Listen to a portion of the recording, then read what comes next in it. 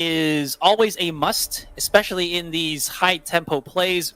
Like you said, there is going to just be both of the teams just going to their standard lanes. We're not going to see the lane swaps just yet. And turret diving is fine, but I think the changes that you just said a while ago just stops the point of being able to harass somebody's turret after they die, after your take. So at least there is still some chance for the solo laners to get back into their lane and soak up a little bit more XP before they lose their turrets. So, you know, it's not as quickly snowbally as it was before. 哈喽呀，我是镇长。 We're going to 下 be 面我们 looking 看 at Alliance with a really early setup right on top of BDG. The concussive blows managed to land a really nice stun on top of Fizzy Fish. HP already down to less than 50% HP. Just can't play that risky anymore. The Winter's Bite lands on the I Am Groot, and it does seem like the final shot coming in from our Vayne manages to bring down Kai'Sa. A little bit too early from the side of Big Dirty Golems, but I believe that massive amount of aggression from Alliance is just a little bit too much for Big Dirty Golems to handle. And with that, another death down for the side of Alliance. I'm not too sure about that turret diving from the side of Alliance, but alas, 1-for-1. It does seem like the game is still too early for us to even say anything. I mean, that's a kill for the support, not the ADC for BDG. So that's still a advantage for Alliance. Yeah, it definitely isn't, but I'm pretty sure Shinsekai fat-fingered because he wasn't supposed to dash in. He knew that he was just going to back away already because he burned the flash of the Alistar. There was no way for him to really get the kill, especially if he's like level 2, level 3 underneath a turret that's still pretty damn strong with him not having enough HP. He just dies to that. Still the control for this game looking to be Alliance because they left a lot of opportunities for Raven to keep on farming. He's already 4 to the 3 of I Am Groot here, and when he goes back into his base, which he hasn't done if I'm not mistaken, he's gonna have an item up against I Am Groot. So that is definitely not what you want to happen, because you can see the power of the Vayne already. If you can get hit by the passive the Braum, the 3 stacks into the stun, he just harasses. The combo is just real. Look at that. Oh, does seem like the final shot coming in from the concussive blows did not quite land, but it's not that big of a problem because I think that Alliance, they should be wanting to just kind of force BDG away, at least from the Dragon Lane side. So we can pretty much be expecting that I Am Groot is not going to have a really good time when it comes to farming. In fact, I Am Groot should probably head back soon. If not, a Glacial Fissure from Rich is going to be the death of this Kai'Sa. Just gonna be a little bit more XP down onto the road for Rich is going to be the death of perhaps even both of them. The concussive blows lands on the Fizzy Fish, and both of which are already low on health. Shinsekai is just gonna be wandering around the opponent's jungle, but HY joins right in. Just gonna be working around Glory Twixter as well as a Cyclone. They try to work it all out, but unfortunately it does seem like the opposite deception coming from Cryo didn't manage to get himself a decent amount of kill right on top of this Wukong. With 3 men down already, Alliance have managed to push BDG with their back against the wall, and just like that, 4 easy kills in favor of Alliance. And Big Dirty Golems, unfortunately, they are also going to lose the blue golem. I mean, that's the least of their worries here, Abstract, my man. Oh my gosh, that's okay. There's a point where you know you have to get out of a fight when you make a mistake or when you lose your front line. And BDG, seeing that Hylim was still there, and he got one knockup on the Ahri while her ultimate was still active, meaning that she had like 1 to 2 more dashes to get out of harm's way. And there was the Kai'Sa chasing her in, using her ability just to go in too deep to the fight, wherein she wasn't. I think she didn't see that there was like 3 more members of Alliance coming into the bottom side of the wave. That's just a beautiful charm coming in here from Cryo, and a fight ensues once again, losing the ADC and everybody just rushing in. This is the point where Alliance is just manhandling BDG. It's so close, it's so near into the game, but you're already feeling the seams breaking for BDG as Alliance gets 7 kills above BDG. My oh my, it's just 5 minutes into the game and we are looking at almost a 6,000 goal lead for the side of Alliance. That is not good. Big Dirty Golems, yes, granted, they did manage to get themselves the turret at the top lane, but that is probably their only merit. They're just going to be kind of just closing the gap a little bit more. Alliance did manage to get themselves the Inferno Drake, one of the best Drakes, by the way. So Big Daddy Golems, they do have such a huge hurdle to just kind of get themselves across. This is already, I would say, deterring for them. Probably one of the best ways for BDG to just play right now is to keep their jungle intact, but this is where they start to be a bit more afraid. If Hylim just does not do anything here, he's going to be in a really bad spot, although nice little dodge onto the charm. Cryo's not going to be able to capitalize, but they weren't even looking at Hylim. They were looking already to set their sights into the turret. It was the first blood of turrets for BDG, which was great, but they returned the favor in the blink of an eye as they rotated 4 of their members on the top side of the map here. Cryo spots at the 1, but doesn't really want to commit onto Hylim as he knows that there is going to be that invisibility up for the Wukong. Everybody else from BDG is playing alongside this map here, and we're going for the polar opposites. North Pole, South Pole. Seems like Sarah is going to commit his protocol there, and Cryo is just in a really bad situation. Might be able to get out of harm's way, and she was able to gulp the wild beans or the wild fruit and still keep herself alive. Is she going to be able to charm in Sarah back into the embracing hands of that turret? Is not going to happen, and the commitment comes out. Iron Groot finally getting the kill, but here comes the other members from Alliance going in for the punish. And the Glacial Fissure lands right on top of Iron Groot. There's no way that Groot is going to get himself away from all of that. And just like that, it is going to be a 1-4-2 trade, and Alliance should be able to get themselves with yet another turret, or perhaps go for the next objective. Since they have lost Camille, they have also lost Kai'Sa. It will take some time before they will be able to regroup themselves right on top of the Baron's Pit. So shouldn't be too much of an issue for Alliance to even pick up this objective over here. They should be able to get a free turret from this. Rift Herald probably in the middle, or most likely in the middle, right? So probably drop down the Rift Herald once the next Drakes comes up. So because that automatically puts a main priority onto defending the first tier turret. In the meantime, take a look at the bottom lane. It does seem like we do have a little bit of the 5-point strike coming in from the side of Kai'Sa. Tries to activate and tries to just kind of initiate on the side of this Alistar, but all by herself. There is no way that she could even get herself out of that obstacle until now, because the rest of the Alliance, they are slowly creeping their way into the jungles of BDG and almost instantaneously melted that Wukong down, and they are not gonna give Groot any chance to run away as the charm connects right on top of Kai'Sa again. They overstay their welcome in their own jungle. Where's the justice in that for BDG here?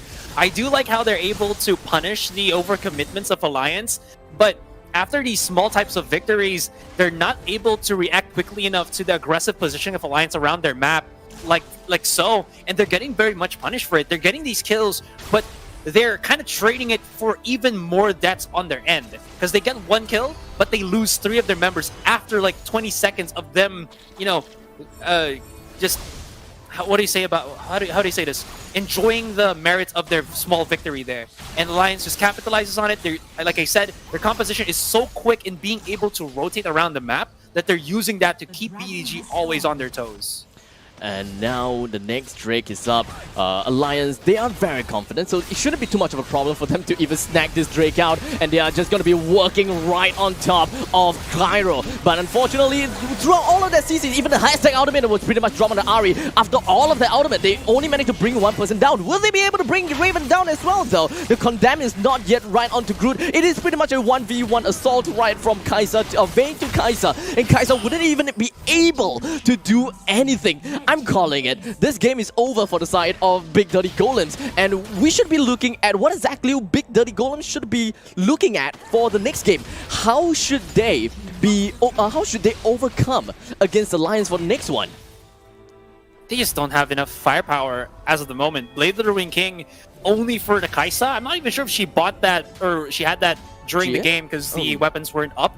But Phantom Dancer and Blade of the Ring King for this Vayne just means that she has so much skirmish potential, and deep into the fights, you saw that the Silver Bolts of the Vayne was better than the multi-hits of the Kai'Sa, because Kai'Sa needs some form of setup first to kind of heat up and, you know, create her burst potential, but she just does not have that. And Raven was fantastic with her positioning, always just playing in left and right, And because there's some form of in-breed property for at least two of the players of Alliance here, the squishies of Alliance, they're able to just bamboozle and keep BDG guessing because they cannot set up these wombo combos. Now another fight will ensue and they just chase right in.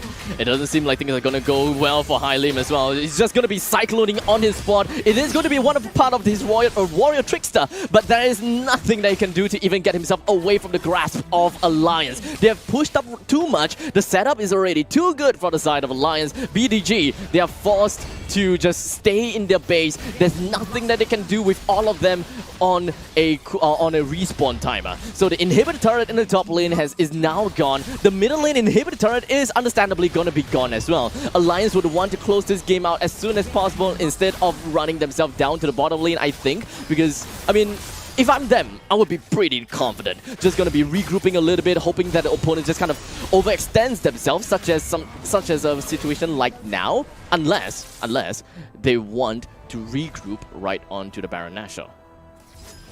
And this is, I mean, they can take the Baron right now if they wanted to. They forced the Shockwave out of the Orianna here, and this is it's just no bueno. Anyways, Fizzy Fish, he's gonna get the exhaust on Raven, but when Raven is going in at like 1,000 miles per hour and exhaust that lessens your percentage by a couple, will only put him like 800 miles per hour. It's still pretty big, and he's just able to run through his opponent. Like you said, they're setting their eyes onto the Baron, and even if Akali is gonna be in this 1 versus 4, that Smokiverse allows her to just play around and still deals a significant amount of damage, even using the Sawyer's Hourglass to take down Groot. He's burning, he will survive, but the Baron still goes into the hands of Alliance. The Baron is going to be an easy take for Alliance as Akali has bought more than enough time. In fact, so much time that, I mean, it's not really more about time at this point of time.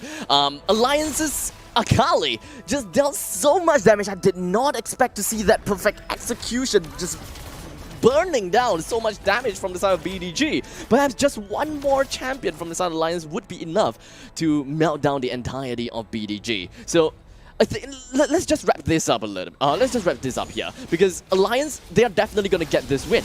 I'm just looking forward to see how BDG is just going to be using this game as a learning outcome because the early game down in the Dragon Lane is going to be tough for IM Groot to even handle against Raven. They need to probably change things up a little bit and ensure that Raven is kept in control.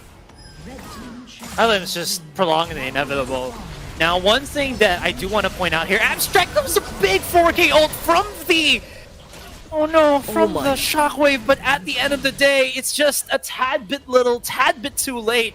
And the point that I was going to tell you, Abstract, here, is we talked about the wombo combo for BDG, but when you saw those team fights happen, there was one thing that was pretty obvious when we were seeing the match unfold, with the fights unfold, is that the damage output from BDG was exceedingly lacking. They can knock up people left and right, but they really lack that finisher to be able to win out those duels. And it's either I am Groot not being in the fight, he didn't have any items, or it's just that there was some really, really good micromanagement from Alliance. It's really unfortunate. Big Daddy Golems, they did not even have any chance to run with the setup that they are looking out for. Like, typically, having the Alistar right in front of enemies' faces, work with their Tremble, Headbutt combo, and then allowing the rest of the team in, such as Wukong Cyclone, and then finishing things up with a Shockwave from Orianna. And that,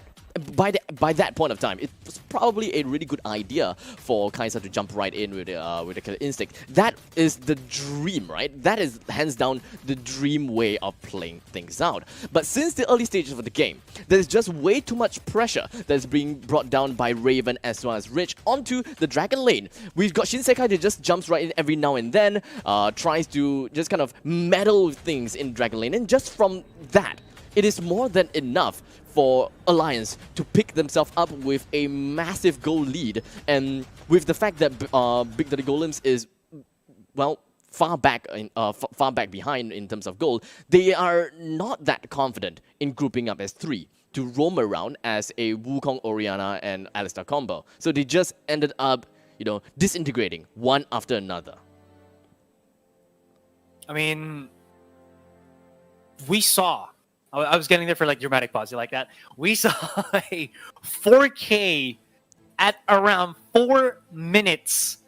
And it was a play that BDG definitely didn't want to happen. You talked about the killer instinct. You talk about the dives of the Kai'Sa, but there was a dive there that was really, really questionable to try to chase down the Ahri, who got once knocked up, but still has the rest of her team right behind her, and no damage for the Kai'Sa just yet. That really set up BDG for an early hit on their economy, because when you get wiped out, it's not only, again, your alliance being able to get the money as well as the objective, but it's you not getting your time to build up your own economy. And that is never really what you want to happen. We didn't see the point where the Kai'Sa grew into, the Ultra Instinct Kai'Sa, and it was really a hamper for BDG because they needed something in terms of the damage output, because they can really hit the marks with their ultimates, but they just lack that damage at game number 1. And now we're only in the best of 3 series. We finished that game less than 10 minutes, and we're already looking at the second game here. So there has to be some adjustment. We saw that there was a lot of emphasis for Alliance here to just find picks that were really dominant in the lanes and were really dominant with rotations. So we need to see something like that from BDG as well. I mean, all in all, BDG, they had a rough start. Like, it was a really rough start, right? Kai'Sa unable to go online. Their Alistar wasn't really able to soak anything. Most of the skill shots connected onto your opponents, such as even Charm from Ahri. It seems too easy, right? It's almost like 100% hit rate from the side of Ahri. So I gotta give it over to Alliance. Their skill shots were really good, and on the side of BDG, they're just unable to get things to kind of connect. And because of the early game steamroll, the fact that BDG doesn't have that economy, they never really had a chance to come back up. Any kinds of 5v5 team fight is just trampled. They're just completely stomped. It's all because of the fact that they have a lack of experience, the lack of gold, and thus the lack of, well, power. And no matter what they do, they are unable to get themselves in their full ultimate form. Yeah. There was a bit of point where they want to, I don't know if people will still understand this terminology, but, digivolve or evolve digivolve. Yeah, they didn't really quite get the digivolve, right? It's pretty much on the small little hatchling after the egg, right? Yeah. I mean, there's a new version of Digimon out. It's like the refresh, so they can, the younger audience. Anyways, going back to what you were saying, I was going off track there for a little bit, guys. There is that point where BDG really was weak in that sense. They just didn't really have that damage output. And again, Alliance just kind of kept trampling them down, kicking them down to the ground, and they couldn't really resuscitate themselves back out, because one of the ways that BDG could have gone there is threaten them with the crowd control, the wombo combos, as you were talking about, the unga bungas, as you mentioned. And we never really saw that threat. There was a lot of passive, just give up the jungle control, which really just allowed Alliance to set up a lot more easy ganks, easy kills on these side lanes. You saw the Camille. She saw that everybody was there, but you didn't see any backup from BDG. No threat of getting knocked up as you're diving underneath the turret, which I think is really what you need to do when you're playing from behind. And we just did not see that from BDG. They played the most passive game, and in the end, that really just bit them in the behind, because they couldn't get the resources that they need to jumpstart their carries, which was, in this point, the Kai'Sa. Indeed. I mean, I think we've talked quite a big amount on the fact that BDG unable to go online. So let's talk a little bit more about how can they essentially go online, right?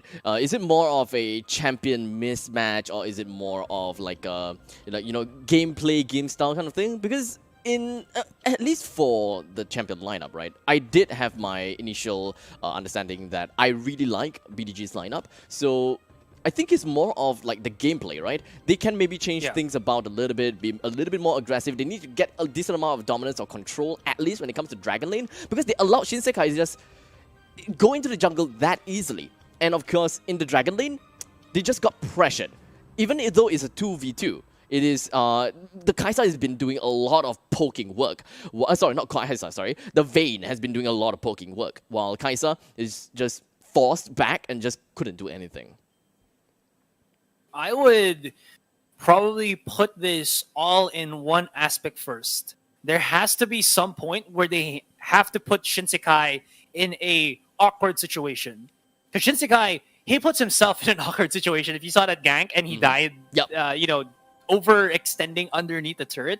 But other than that, there wasn't really a point where Shinsekai's route and gank patterns, even though he was spotted by the ward, really punished fully by the side of BDG here. And I think that's what really spearheads everything for Alliance, is that Shinsekai is one of the junglers that just enables every single one of them, and they follow up. If they can disrupt Shinsekai, that should be something that can really help BDG in this case. And they need to step up right now because this second game is already match point.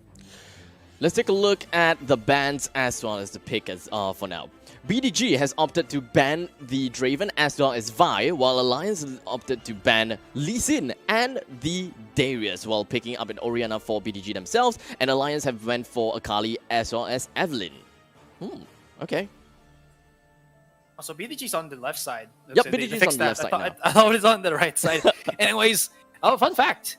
Draven and Darius are brothers, and they've got both banned out, if I'm not mistaken. So that's kind of cool to see. I mean, not super cool, because if you're brothers and you get banned out, Then it's weird. just But anyways, BDG banned this, and Alliance was like, you didn't ban it on the second game. We're picking up the Evelynn. That is deadly. Evelynn, probably one of the this is a double a redundant most scariest junglers out there, just because if you can get charmed by her, I can't remember the particular name of the skill, but if you can get charmed by her, that it just obliterates you. Although there is some ways to go around this, we might see as well something to kind of control that, but you can already see one of the big counters, or one of the big challengers to the Evelynn jungle could have been the Lee Sin. Alliance, knowing this, take it away from the board. So what is going to be the adjustment from BDG? They can't have somebody who's passive. They need somebody who loves to go for that punish in terms of the jungle, or else they're going to see something similar to what happened during that game one. And in this case, Nami is not banned out anymore. I think that Alliance was the one to ban Nami, so now BDG is picking up the Nami. So they both had like their own case of, you did not ban, I'm picking it kind of situation. Nami, BDG picked up Nami, while Alliance picked up Evelynn. But from that point onwards, let's take a look at the rest. With Kai'Sa being picked up by Alliance and Alistar being picked up by Alliance as well. So a little bit of a change over here in terms of the ADC. So something interesting, I'd like to see more of that. Not much of a CC reliant onto Alliance. Perhaps more of a front-to-back kind of approach when it comes to a team fight, instead of the previous BDG style wombo combo, unga bunga, or sneak attacks from Alliance, such as singling one person out. Because now Alliance is working more on a death ball, perhaps. BDG Nasus. looks like they're gonna go for a comp that I am actually looking forward to. Although this does put a bit of... Oh, sorry, I'm like setting out notes here, so I got something to talk about later. But the thing that I like about BDG is they're building a lot of beef. Like, their B in BDG stands for beef right now with this composition that they've set up, because Dr. Mundo and Nasus, really ridiculous. Nasus has strong potential to be able to push up the lanes if he's able to get that Siphon Strike of his stacks really up high, and the Mundo is just an incredible front line. Now this begs the question, there's a lot of counter to that. If you build too much beef, that's why you have Blade of the Ruined King as well as the Leandry's Torment. These are things that can just melt HP so quickly, and there is the gamble once again for BDG here. But I really do like this. If they can set stuff up for this Nasus, I'm really looking forward to this. And they finally supplemented with a Nami and an Ezreal that can really step up in the dual lane, which we didn't really see BDG have. So that's something that at least I can look forward to here for BDG. They look pretty solid right now. So a little bit of a difference, and of course kind of a change when it comes to BDG's lineup. And Alliance's lineup, more of a front to back. We saw, like I said before, so I don't really quite have like the hero lineup every now and right now. But I believe that BDG I mean, the way that they have kind of drafted their champions, it kind of seems as though they want to scale towards the scale towards a little bit more towards the later game. Understandably, when we are talking about Nessus, you always want to scale back to the later games. Extremely tanky, deals a decent amount of damage as well. We're looking at Azrael on that fact as well. Dr. Mundo, more of a bruiser, and of course, a decent front line. In fact, they have two front lines in this case. It's going to be Nasus as well as Dr. Mundo. So that front-to-back kind of elimination strategy from the side of Alliance is probably going to have a little bit of a problem because the overall lineup, overall champion lineup from BDG is quite beefy, like you said. Yeah. There's going to be a lot of, I think, emphasis on Ari and Kaisa being able to break through that. Because, again, you can't only because like this isn't like going back to like League of Legends PC. If our viewers have played League of Legends PC before, right? There was a point in time where tanks really ruled the meta before we introduced percentage damage, before Vayne was in the mix here. So now one of the things that the tanks really have to build up on is probably some form of magic resistance that they have to build in conjunction with the HP, just because again it's the basic of the basics. HP just does not counter percentage damage. It just does not work. If you have more HP, percentage stacks better in that regard. But again, I really am pretty hopeful with this one. I always love it to see when a Mundo is out there because I feel like Mundo is such an underrated pick every single time. He's tanky. He's aggressive with his sadism. It gives him a ridiculous amount of damage. And if you build ridiculous him amount the way of that regeneration as well. Yeah, and exactly, right? When he activates his ultimate, I can't remember the name. But anyways, there's also some builds with the Mundo that can be quite ridiculous. You can build him AP or AD, and he can work either way. He can either slap for silly or he can burn for silly. And that's where I think Mundo just kind of shines. But the one real big factor here right now for BDG just to end everything is that they don't really have any gap closers for these tanks. They have to run up to their opponents and basically just hope that they can hit these targets. And that's where it gets a little bit difficult, but at least they do have that speed boost from the Orianna's ball. I'm keep trying to think and kind of like go for the theory crafting and see what exactly will be happening, what would not be happening kind of thing. So it's kind of tough for me to kind of put things out. But I guess one thing that we can look at is probably the CC control, right? Like for the side of BDG, we've got Nami, we've got Orianna Shockwave at that point. But other than that, I don't think that we are going to be looking at much else from BDG. While Alliance, we do have a decent amount, I suppose. We got Ari's Charm, we've got Alistair's Headbutt, and of course, when it comes to Trample as well as the Pulverize. So I do think that when it comes to a team fight, Alliance do have a pretty strong start on that. But if Alliance don't close the game out fast enough, BDG is very likely going to have a lot of a better time. I would also agree to that because there is again some ridiculous sieging power for BDG here because they do have that Nasus as well as the Ezreal. I feel like these two particular picks are exceedingly good picks when you want to be able to take down some turrets. And here's the thought process that I'm seeing at right now.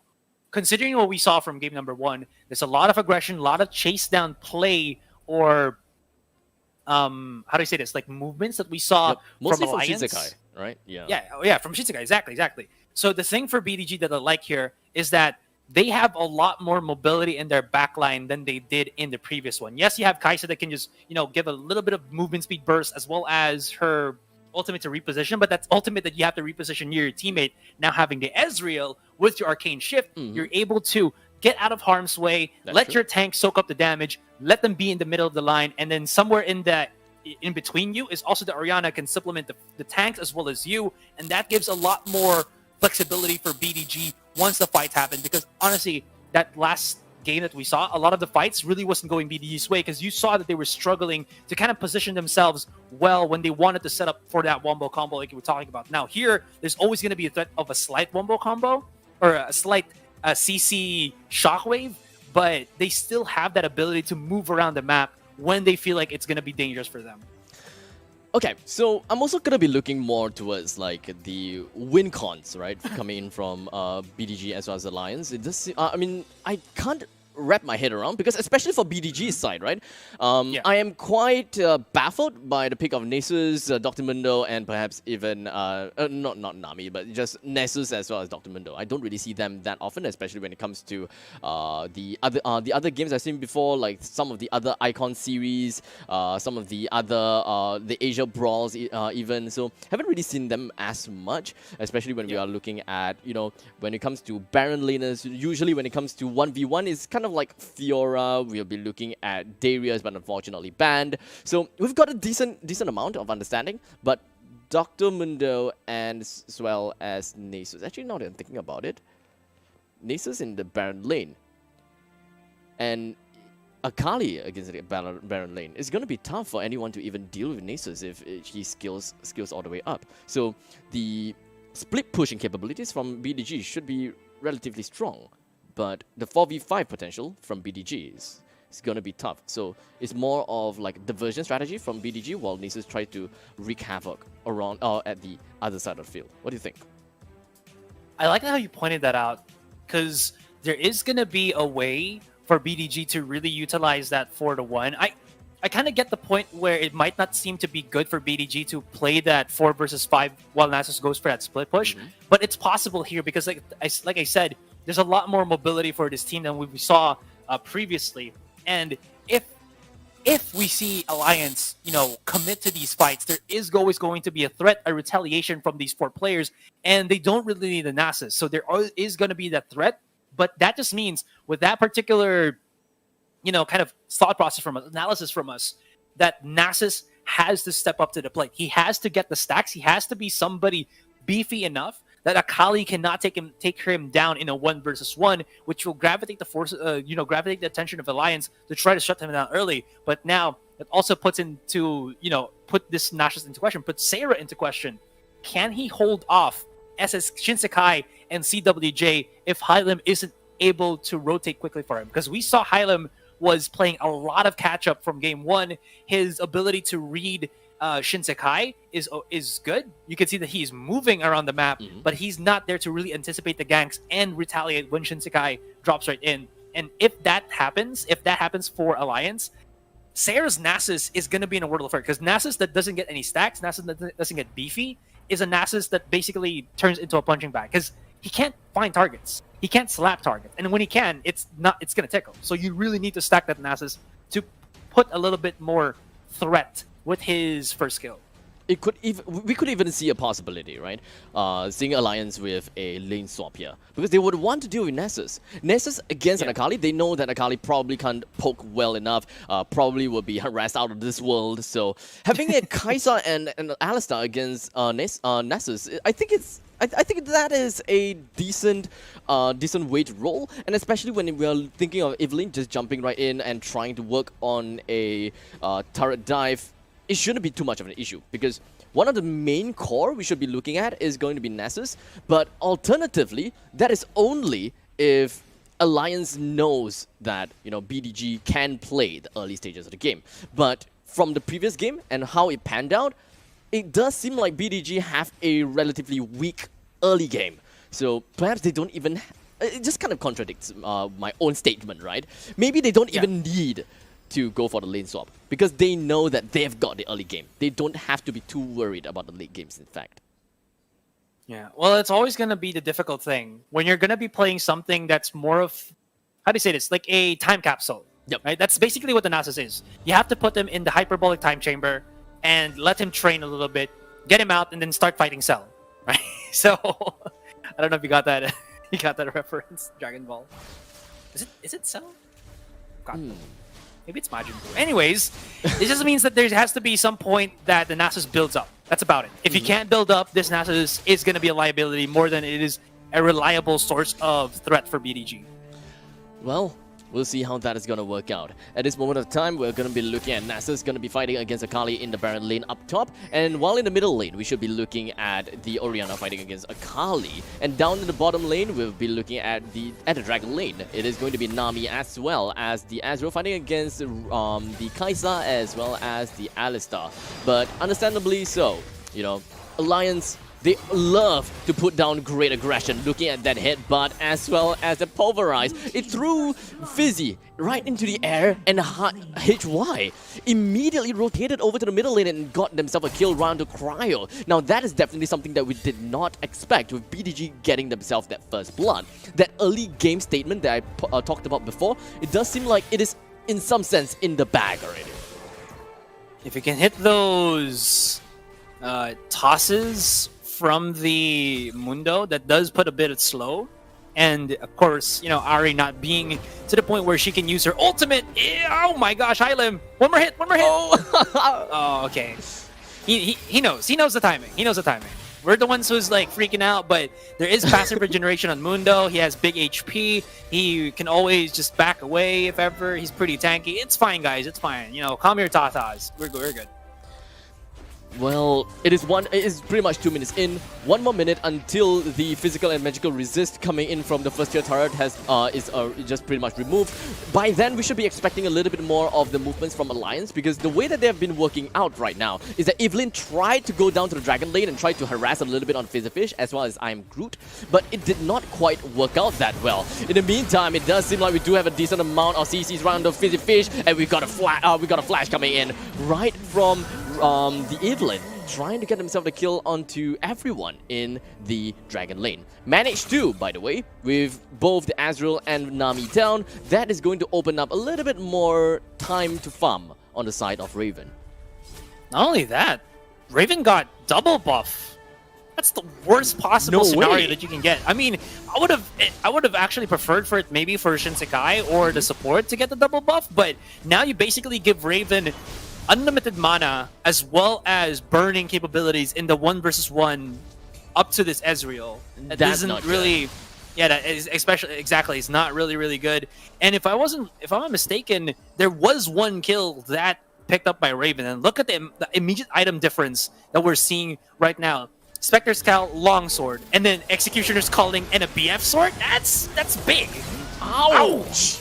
It's immediate meltdown from the side of the Lions. They're not giving BDG any time to breathe at all. They are fast. They are just jumping right in immediately. Raven with a killer instinct just dove right the turret in front of this Azrael. They're just really being as aggressive as they can at the Dragon Lane. While in the top lane, it is as peaceful as anything that you can possibly believe. It is literally Farmville up there. I love that, Farmville. It's just a good game. Anyways, I mean, there is a point where this Nasus can just keep farming, but he still needs some time. As long as the Akali is there to challenge, it's fine by them. Nasus, like I said, is in a time capsule. He hasn't gone to the point where he's threatening just yet.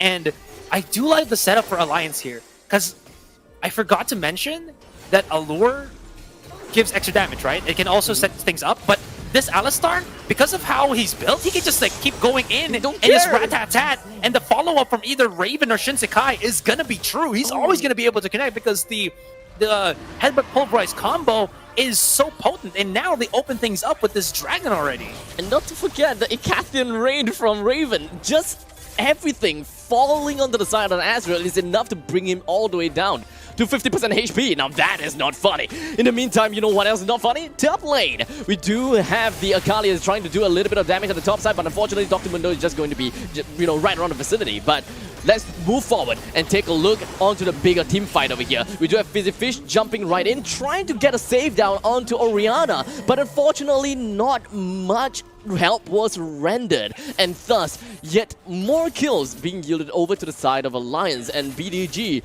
unfortunately, they are unable to reclaim themselves back into this game, and just like that, another Inferno Drake, not another, but an Inferno Drake given to Alliance.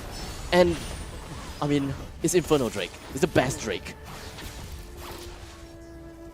You stand for the Infernal Drake, so no love for the other 3 Drakes, right? Maybe more towards the Ocean Drake. Ocean and the Inferno, you know. It's just... You know what? Everything changed when the Fire Drake attacked. I'm just waiting for this game to go on to the later side, because I just want to see how they scale this Nasus. I mean, even if they can scale the Nasus, there is some real threat happening on the side of Alliance here, or on Alliance here. And CWJ, if he gets out of this one, he is just a smooth criminal, able to get out of harm's way. It's Cryo body blocks every single damage that could have taken out his comrade, and now Shinsekai is back into the fray. He's gonna spot out 3. He goes right in. He knows that Cryo's right beside him as well, and the duo of Alliance will be able to pick out 1, pick out 2. The kill will be reciprocated as Cryo does go down, but that was still BDG going out of that fight scathed and bleeding. They're gonna go back into their own base with less teammates that they had to, and now, okay, what's all right, staying too long in the mid lane. Yeah, they pretty much just overextended for the side of Orianna. She really wanted some farm, but in fact, that farm just lost them the inhibitor turret, the first tier turret in the middle lane. And just like that, first tier turret down, it is going to open all sorts of avenue for Alliance to go for more of the invades onto the opponent's jungle. So most, if not all, of the jungle territory of BDG side is now unsafe territory. They have to pretty much stick to themselves as much as possible, or perhaps even force someone in the mid lane and just kind of stay there. Just hope and push everyone else away, or else losing that control in the middle is bad enough. Top lane first turret is down as well. Bottom lane turret is probably gonna go down, so we're gonna be looking at 2v2. I am Groot's HP just going all the way down low. The perfect execution coming from the side of CWJ just deals way too much damage as he connects right on top to almost every single one of the players down in the Dragon lane. And it does seem like Dr. Mundo as well as Orianna is in for the party. They are not gonna be backing down just yet. It does seem like we do have the Burning Agony coming from the side of Hylian, just activated for a short amount of time, but realized that, hey, I don't have health, I can't go in like that. But luckily for the side of Orianna, did manage to score a pretty decent amount of kill, or rather a pretty decent amount of damage with the command attack right onto the side of Akali, bringing her down for overextending a little bit too much. Great retaliation. Shikaido is in the corner, gets spotted out by Fizzy Fish, but this still will not move. Goofle?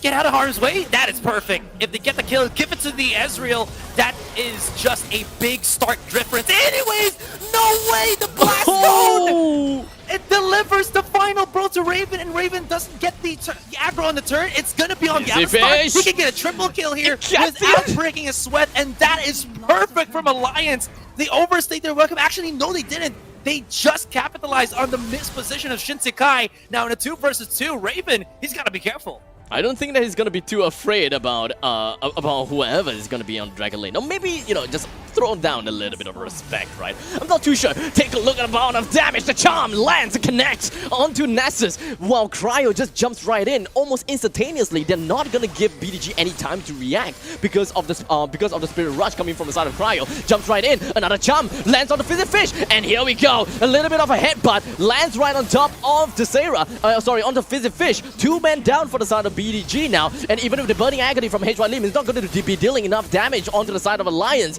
and just like that, everyone else from BDG is melted down to their core, and that is just nothing that BDG could even do. We are looking at a heavy 10,000 goal lead in favor for Alliance. Once again, I believe that this is a game that we can pretty much call it, right? BDG, unfortunately, I don't think that they will be able to come back to this game. And what they should be looking out for is how are they supposed to be playing into the next game against the losers of Impunity versus Team Sequence. There is, my man, Abstract, there is a 6,000, twice the net worth of Raven. Right? I Am Groot is 6,000 net worth right now. Raven is 12,000. He has 3 items completed, while I Am Groot is still struggling to finish his Trinity Force. And when you're in that point of not having proper items, you get devoured by Cryo! I mean, Cryo's still going to be able to get out. There is going to be I Am Groot surviving, but at the end of the day, that is a Baron Nashor for the rest of Alliance. Well, the good thing is BDG is having a steady run back. No, please do not go for this fight. It does seem like they slowed down their path just by a little bit. That allowed the Alliance to kind of connect in with a little bit of a headbutt. And just like that, Evelyn managed to execute Fizzy Fish as well as, I mean, well, I Am Groot just went down as well. So just 2% down like that in this very scuffed fight, BDG, they have to fall back instead of trying to exert more control over to the side of Alliance, because we all know for sure the Baron Nashor is down. They managed to get themselves Baron Nashor. Why are they fighting this fight? I'm not too sure. Nessus just trying to do absolutely everything just to bring down that Ahri. Managed to, yes, but at what cost? There's no damage for Sarah. His siphoning strikes are basically Tegos. This is what I'm talking about. The tanks don't really have any form of gap close. They have to basically run up to their opponents, and even though they go through that, they basically have to walk through meat grinders. And by meat grinders, I mean every single damaging ability of Alliance before they can reach their target, and even then, they aren't really sure for a kill. CWJ biting off a bit more than he can chew will get punished here, though. That gives some breathing space for Alliance, but the threat is always there. Shinsekai was almost going to shut down Iron Group. Thankfully enough, he has his own flash, but Rich is a support. Rich is a support, but he is building hard damage. Look at that, Dead Man's Blade, Luden's Echo, as well as the, dang, the blue sword, I forgot, the one for the Iceborne Gauntlets, the Sheen, there we go. That means that every time he uses an ability, his punch gives a good enough damage that it even gets a kill on Iron Groot. My oh my, things are going out of control. It is going to be 1v2 at this point of time. This Raven just jumped right in, had no care in the world. Even Shinsekai, even worse, he doesn't really care anything at all. He goes down to the hands of Nami after receiving quite a decent amount of damage coming from the side of the inhibitor turret. Could have just ended at the top lane, but you know, they don't really care at this point of time. The amount of goal lead is just so huge that I think that even if they kind of lose themselves, they just kind of die 5 times in a row, it would not give BDG any edge back into the game. That's a scary thing. That's very scary. I love how Alliance has built their comp, though. Like, right now, since we can always just go for team fights left, right, and center, Rich can just keep building the... Oh my... He's damage! He doesn't even need cryo! He can melt opponents by himself, and when an Alistar builds up like this, you know, and when he actually can deal damage to you, you know that you're in a world of hurt. You're just in a bad spot. The charm from the Ahri into her Illusory Orb just deals so much freaking damage, and Shinsekai is about to maybe beat Hylim? No, not gonna happen. But anyways, the threat on the Alistar, and he's not even done. He's just like roaming around, basically bodyguarding, playing bouncer for Alliance, and Alliance just is swimming in the glory. This is just the tip of the iceberg. His economy is equivalent to Dr. Mundo, and of course above that than any members in the side of BDG. So just from Alistar alone is enough to bring down literally anyone while still being tanky enough. So it shouldn't be too much of a problem for Alistar to even hold down this lane all by himself, while the rest of the members from Alliance heads over to the Baron and gets it all down. Easy kill for the side of Alliance. And from this point of time, is it possible for Rich to even survive in this 1v5 assault at this point of time? It does seem like we did manage to see a really... The Pulverize sends Dr. Mundo up into the air, and Rich is still alive. We're looking at Sarah completely being scouted and of course being tailed by Shinsekai completely within the base. There's no way they could even get himself out of there. Oh, the Void Seeker seeks out the death and the darkness and allowed them to get themselves yet another win. Another kill, like literally everything down into the bag. And Alliance easily claims themselves this win against BDG with a score of 2-0. There is what we always call the win condition. Alliance knew what there was, they also knew what BDG was, and all they had to do was juggle both. Be able to, you know, check off the marks that they need to have an easy game, as well as deny Alliance deny BDG what they needed to do to win that game. And that sounds so simple, but how Alliance did it was just fantastic. SSK always pressuring, you know, the duo lane where the Ezreal was, because he knew that he can always just allow Sarah to be by his lonesome, and Sarah wasn't even building for lots of damage with his Q. He was building a lot more damage with his third skill, which was the which was the AOE, and with that means that his ability to skirmish just goes down even further, and he can't really connect anything with that third skill of his. He can maybe hit one or two, but they can always just reposition because of the mobility here for Alliance. And building this high into AP was definitely a cheese build. I would say, at least it felt like a cheese build because it didn't really show up once the fights really started, and the only one who performed for BDG was Hylim, and that's because Hylim just survived the longest and could deal damage the longest. Well, here's the tank he is the beefiest one of them all, despite having a kit that deteriorates his own health. I mean, sadism is definitely one thing that you can rely on, great amount of health regeneration, but regardless of all that fact, they still need to be as aggressive as possible. They still need to put down the world of pain onto the side of Alliance. Granted, yes, they did manage to get themselves the first kill in the middle lane against Ahri. It started off really well to the side of BDG, not gonna lie, but from that point on, Shinsekai just started to roam around downtown. That is free real estate for Shinsekai. Just constantly heading down to the bottom lane, constantly harassing Azrael, constantly getting a kill onto Nami as well. The bottom lane essentially didn't quite stand a chance, right? There's just way too much damage that is being poked down by Kai'Sa. Shinsekai just jumping right in. Every now and then, Ahri joins in the fray, especially with Spirit Rush as well as Charm. There's absolutely nothing that the opponents could do. In fact, BDG, they didn't group up as much as I hoped to. It was just Dr. Mundo moving around middle, top, bottom, and then scatter kind of thing.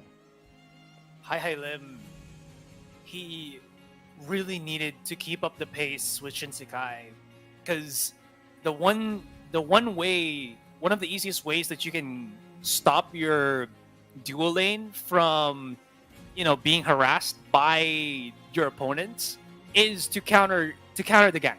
That's basically it. But we never really saw these big counters, and when they do, these were really points where they can't really do much because of the crowd control pace, the crowd control and the peel that the Alistar was giving for Alliance there. There was some fights here and there that could have gone for BDG, but you saw how Alliance was just so methodic and pristine with how they took these fights. Indeed. Always a 3 versus 2 at the start, never the 3 versus 3. And even though there might have been some cases of that was already midway into the fight where Alliance was already built in their weapons, and they could just deal some really insane amount of damage. And exactly, yeah, the confidence for Alliance was just emanating in this best of 3 series. Yeah, they pretty much understood that they have massive amount of economy. Whatever that they do, they can kind of overtake the opponents no matter what. 1v1, definitely no problems, and that's pretty much kind of why Alistar is able to just snap his fingers and melt down the opponents, which is something that I didn't think that we would expect to see, but alas, we did. It was a great game between BDG as well as Alliance. Gotta give it over to them, but all in all, congratulations over to Alliance. They will be moving up a bracket, and they'll be fighting against the winners of Impunity Esports versus Team Sequence, while Big Dirty Golems will be moving down to the bottom part of this double elimination bracket, fighting against whoever loses in the brackets against between Impunity Esports versus Team Sequence.